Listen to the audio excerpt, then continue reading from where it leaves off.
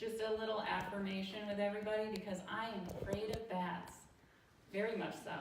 And we have a guest with us today. Oh. So I just want you all to repeat after me because if I hear you say it, I'm going to believe that it's true.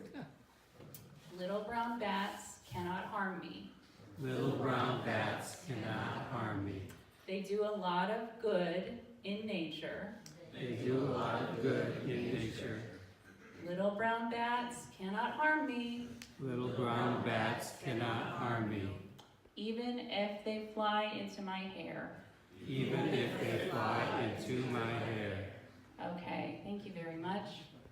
One other thing, if the bat starts to wake up, just somebody please let me know right away so that I can dive under the podium. Okay, now we're gonna get started with our talk on consent. Before we can really examine the idea of consent, I first want to define the word that underlies the idea. So that's what we have here on this first slide. The consent is a funny verb. It's an intransitive verb. That means that it doesn't take a direct object. It takes the dative case, which means you can only consent to something. It comes from the Latin con, meaning with, and sentira, meaning to feel. So, yeah, the original sense of the word is to feel with. It also, in addition to being an intransitive verb, is a noun that is often paired with the verb to give. So you can consent to something, or you can give your consent to something. What this tells us, what this funny grammar of the word tells us, is that consent can't exist as a state unto itself. It can't exist independently of that indirect object, of the dative case. Now, when we're talking about sex, that sounds like an ideal way to come to an understanding about what exactly is on and off the table. But that isn't always how it works. Consent being a response to a request or something that's given in answer to a question automatically sets up a power dynamic. You have the asker and the answerer, and the person who is shaping the questions, the person who is asking, automatically has more power in that situation. The power dynamic can and very often does feel uncomfortable and unnatural in the context of sex and physical intimacy. So setting up sex is a situation in which we must either approve or deny a request for a certain kind of contact also puts those of us who have been raised or maybe are just naturally compliant people in a very difficult position. Many of us have a hard time saying no to anything, outside of the realm of sex, just absolutely any question. Our automatic response is going to be yes. And if you add to that kind of state the vulnerability that's inherent in sexual intimacy, then we create a situation in which we might not say no even if we really want to. And this is where the line between consent and compliance can become blurred. So I want to look at an example. Most of you know my husband, Jeremy, to be a very private person. So out of respect for him, I told him that I wouldn't use him as an example. So I would like to imagine that Jason Momoa has asked me to dinner. So Jason Momoa asks if I would like to go to Applebee's. And I don't want to go to Applebee's. So I say, no, Jason Momoa, I'm not in the mood for Applebee's. Then he says, okay, where would you like to go? But because I'm new in town and I don't know what restaurants are nearby, and I'm not even really that hungry because maybe I had a late lunch, I don't know where I want to go, so I say, I don't know. I guess if you want to go to Applebee's, we can just go to Applebee's. So Jason Momoa and I go to Applebee's. Oh, come on, computer. Right. Jason Momoa and I go to Applebee's. And I get the riblets, and it's fine, and it's not what I wanted, but it's food, I eat it.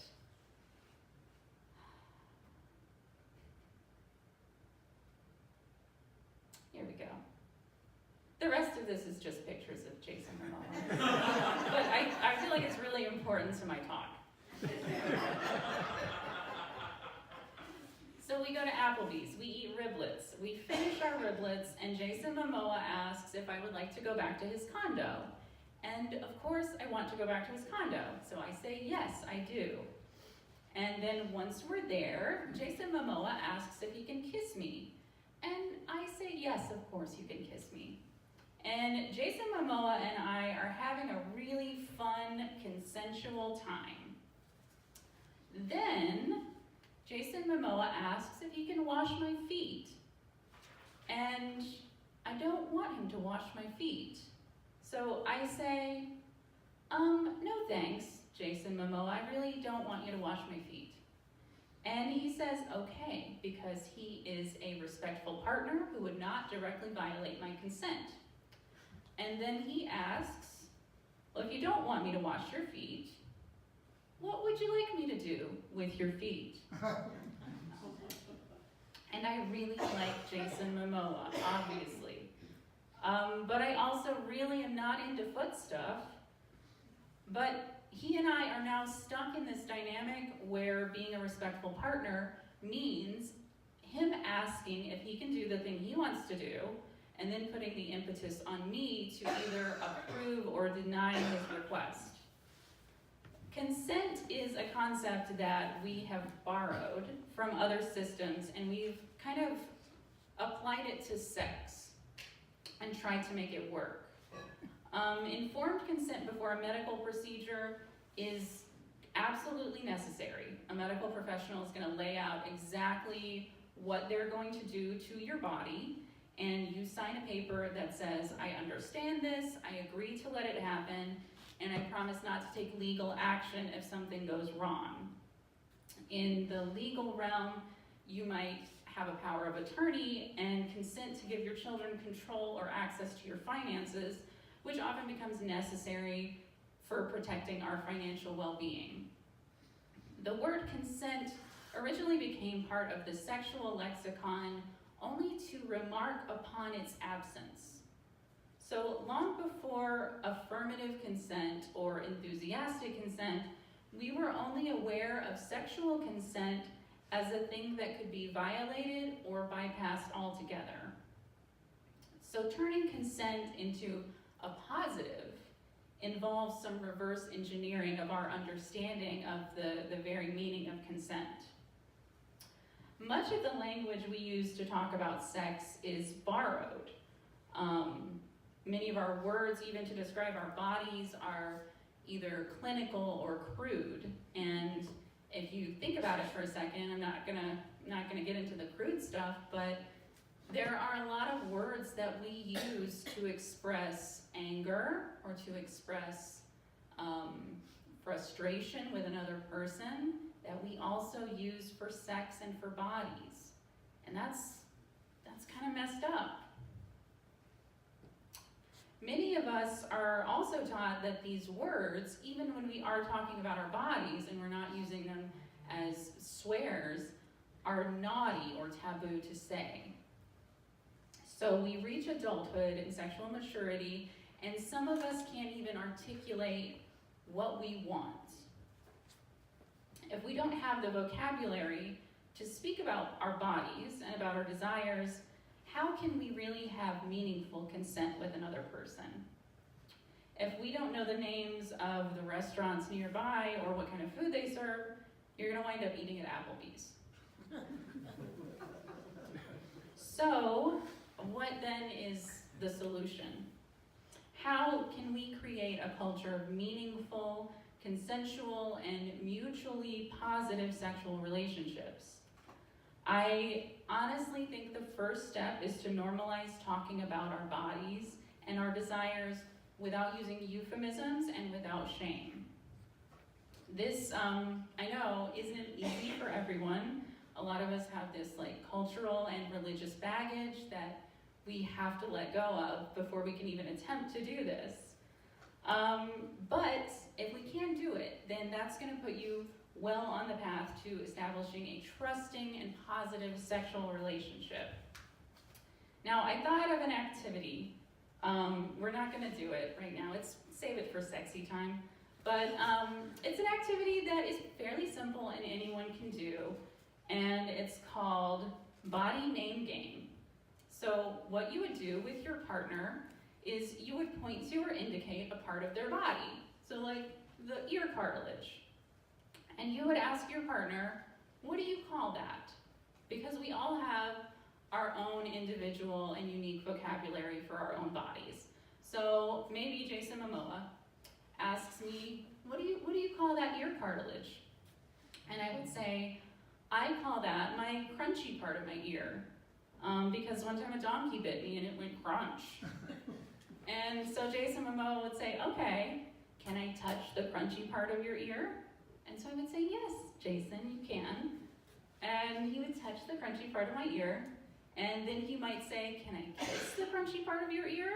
And then I would probably say, no, I'm really, shy about mouths since that donkey incident. So please don't kiss the crunchy part of my ear. And, obviously you work your way down and about the body.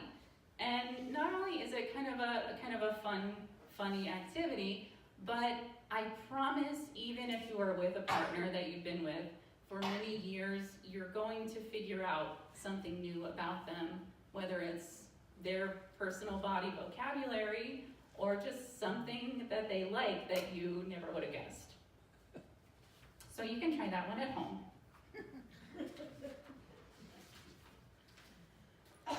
Now, in a perfect world, trust would precede intimacy. But we obviously do not live in a perfect world, and I think most of us have at times, at least, found ourselves in very intimate and very vulnerable situations with a person who we don't fully trust. And in the absence of trust, what we need is a set of rules that we can fall back on. It's not the term I would have chosen, but the word that our culture has decided to use for this set of rules is consent. I personally think that unanimity would be a better word. Let's talk about that real quick. Unanimity means agreement by all people involved, or a consensus. This again is from the Latin one, and here's where it gets fun.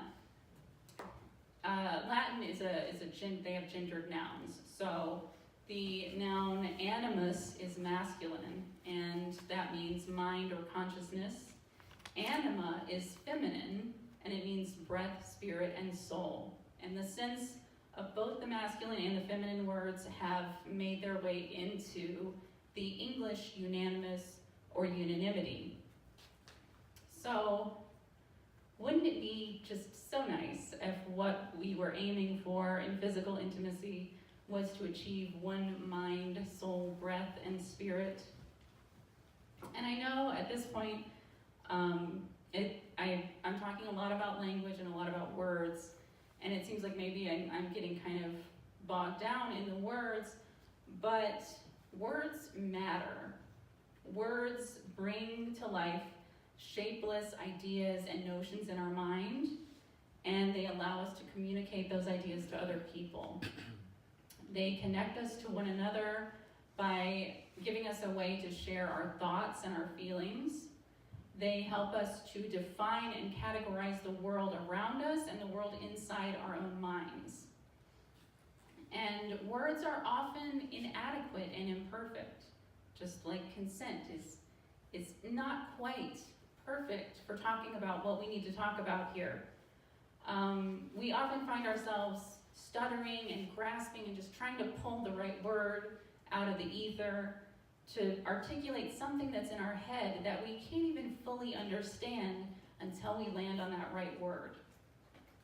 But here is what is so magical and so wonderful about words. They are living things. They change and they grow and they absorb other words and other meanings. They are shaped by the culture that gives rise to them, because at the end of the day, they're really just funny noises that we made up and assigned meaning to. So if a word isn't doing exactly what we want it to do, and if it doesn't mean exactly what we want it to mean, we can just change that.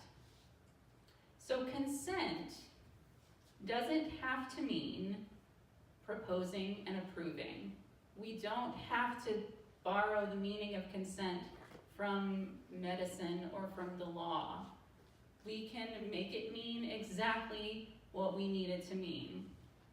Consent can mean sharing and exploring and creating a world that we want to live in together with our partner.